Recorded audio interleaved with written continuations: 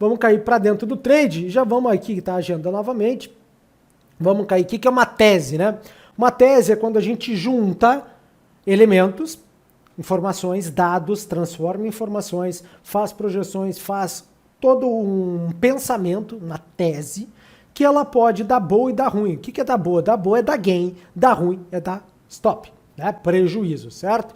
Então, hoje a gente vai falar um pouco mais sobre macroeconomia. Eu vou olhar gráfico, tá? Eu vou olhar gráfico, mas vou explicar o que é o pivô do Fed, né? Pivotar, né? E tudo mais. Vou dar de uma maneira bem simples. A gente vai olhar aí a possibilidade do que poderá acontecer, já aconteceu na Austrália, mas poderá ainda acontecer várias vezes para frente. Então vem comigo e a gente já entra o que é o pivô do Fed, né? Quando a gente estuda mercado, a gente tem várias, né, maneiras de explicar, né? Eu tenho o meu jeito emitindo de ser e é o que eu tento trazer para vocês. É claro que é uma explicação, e aqui é bem claro, eu não vou entrar no fundo da explicação. Por quê? Em primeiro lugar, ninguém não precisa ser economista para entender. Segundo lugar, a gente quer botar grana na conta, então a gente precisa entender o fundamental, o essencial, para então tomar a decisão. Os detalhes, né? Eu deixo para quem gosta realmente de estudar isso aí. Eu gosto de entender o que está acontecendo e aplicar na prática, certo? Então, de uma maneira bem simples, como eu entendo, novamente, de uma maneira prática para operar. Galera, todo mundo está vendo que as taxas de juros do mundo estão subindo, né? Até o Banco Central australiano reconheceu o erro, né? Que a gente vinha falando muito tempo atrás aqui, né? Mas tudo bem, vamos embora lá. Errar todo mundo é. Volta aqui. O Fed está subindo as taxas, né? O que acontece? Temos inflação também já num período diminuindo um pouco, né? Ainda tem vários tipos de inflação, tem inflação lá continua, mas já está se sinalizando que ao subir a taxa de juros, o Fed vai puxar muito o freio de mão da economia norte-americana. E isso dá alerta, isso dá muita coisa, a recessão, e o pessoal fica muito nervoso. Então o que é o Fed pivotar? Ele dá a paulada como ele deu de novo, ele vai subir a taxa, mas ele não vai subir tanto quanto o pessoal achou que ele ia subir, certo? E nem tão rápido como o pessoal achou que ele ia subir. Então ele dá uma porrada no curto prazo, plum, e depois segura. Essa segurada vai fazer o quê? A gente vai levando, até foi o Ben Bernanke que trouxe esse conceito, né, de a gente vê pivôs neutro, tá? Mas esquece isso, o que é eu que estou falando? É quando basicamente a taxa de juros do país vai ficar igual à inflação, então tá zero, né? Tá zero, neutro. E o que normalmente os governos fizeram nos últimos aí anos, né, enfrentar essa coisa, quantitative easing, né? Vai enfiar dinheiro de novo no mercado para dar liquidez, para dar aquela coisa toda. Isso tudo você já viveu, eu já vivi, né? Não faz muito tempo. E agora estão tirando quantitative easing. Essa é a famosa pivot dovish do Fed. Ele para de acelerar a inflação, ele entra com quantitative easing para as ações, mercado acionário, a economia como um todo crescer, né? Essas pessoas são críticas do mercado acionário, mas o mercado acionário ele é reflexo das empresas. As empresas crescendo geram lucro, lucro gera empregos e é aquela coisa toda lá, tá? Então, resumindo, é esse movimento que acontece e as ações tendem a subir. Aí aqui, vamos dar um pulo, porque tem várias maneiras de se operar o pivô dovish, tá? Então, aliás, você pode entrar no Market Watch e colocar esses aí.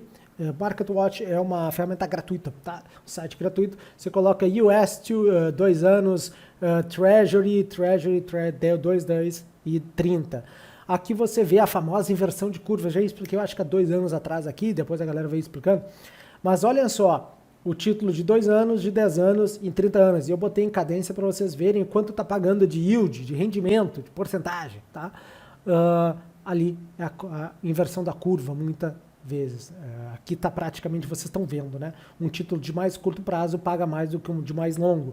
Quando? Não deveria ser assim. Se você está emprestando seu dinheiro a mais longo prazo, você quer mais rentabilidade, tal qual você empresta para o seu amigão, sua amigona, gostosão, gostosona, certo? Se o empréstimo é muito mais longo, você quer uns jurinhos a mais. E não é o que está acontecendo devido a tudo que a gente está enfrentando, tá? Então é uma maneira de operar o pivô do Fed através dos títulos, mas, contudo, entretanto, Uma das grandes maneiras, e aí grandes bancos já estão sinalizando, né, de uma forma que quem entende sabe o que eles estão falando, daqui a pouco eles vão começar a abrir para todo mundo, mas eles já estão sinalizando há um tempinho.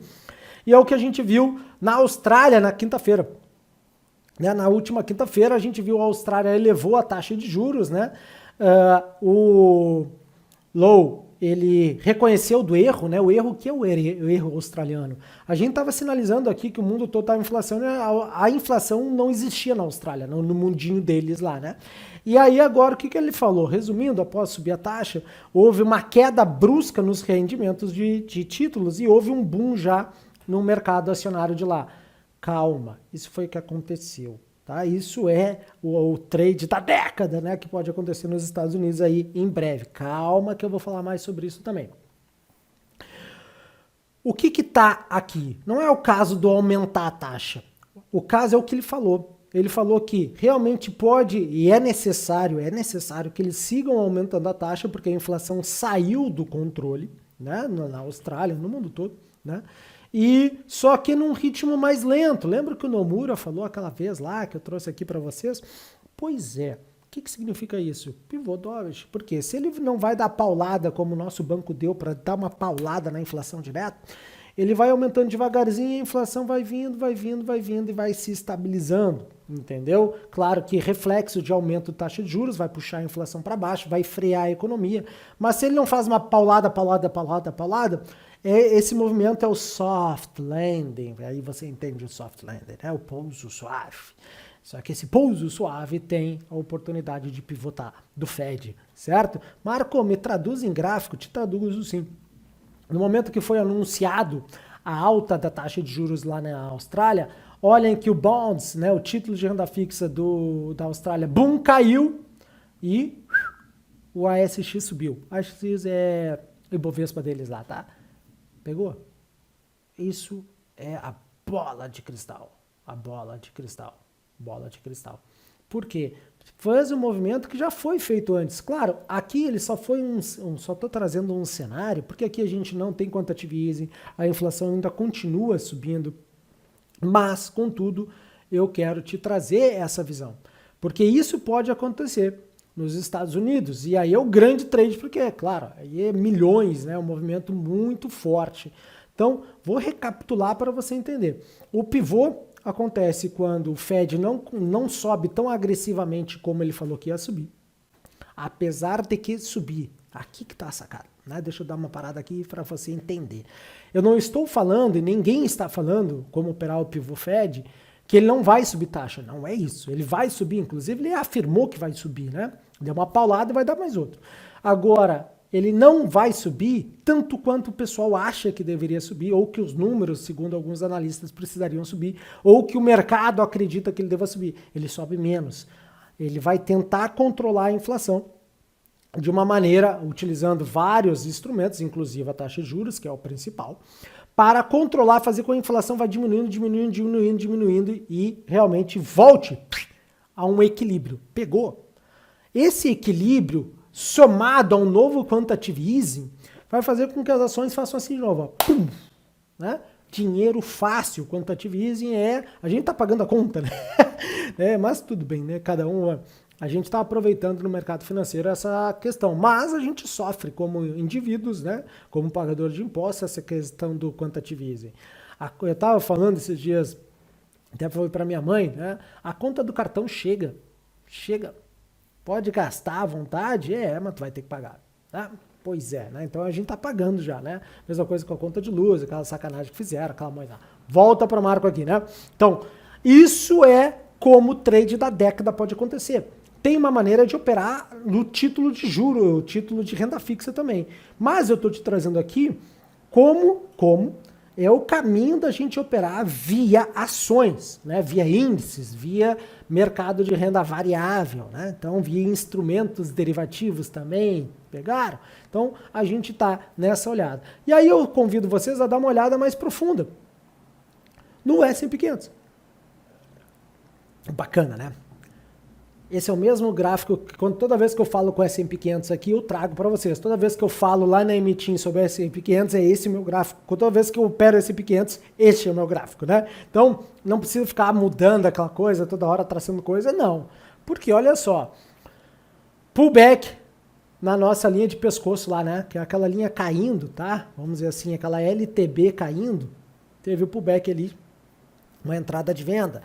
Rompimento da LTB, aquela linha mais acentuada que vocês estão vendo, a entrada de compra foi lá na nossa zona de confluência de fatores.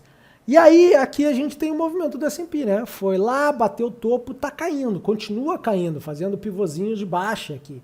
Agora, a pergunta do milhão é o seguinte, foi a pergunta que eu fiz lá no fundo, lá no início para vocês. Será que já estamos no fundo, chegando no fundo e já estamos fazendo o primeiro pivô de alta? Lembrando que para fazer o primeiro pivô de alta tem que romper o último topo. O último topo está em 42,87, né?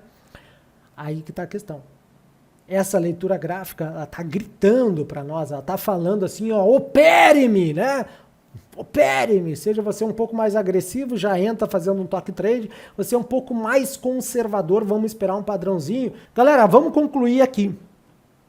O que que passa? O aperto pode ser forte, sim, o Fed está apertando, está subindo a taxa forte, mas de curto prazo. Se ele não alongar essa paulada, se ele não continuar dando paulada, como a gente fez aqui no Banco Central, por exemplo, a gente tem um começo de configuração do pivô dovish, né? Midterms está aí nos Estados Unidos, as eleições de meio termo, e vamos lá, de presidente de 4 em 4, tem 2 em 2, que nem a gente. Né? Tem o midterms, aliás, eu fiz uma live explicando há um tempo já, acho que uns 3 meses atrás, tá, gente nem falava sobre isso, a gente já está com toda a estratégia do midterms preparada. Será que o Nomura tinha razão? O Nomura, foi que eu já apresentei aqui mesmo na abertura, falou sobre o pivô Fed, quando eu falei sobre o aumento da taxa mais lenta, que ele ia fazer a economia americana sofrer mais. Se ele tá certo, a gente tem um pivô Fed ainda aí. Só que na análise do Nomura, não estava esperando o quantitative easing. E aí, aqui a nossa, o que eu acredito, né, que a gente pode fazer é, naquela análise, ele não estava contando com o quantitative easing. E, felizmente ou infelizmente, né, eu estou mais para o segundo lado, a galera se acostumou a quantitative easing. E aí o mercado vai ficar pedindo dinheiro, dinheiro, dinheiro. É o que a gente vê.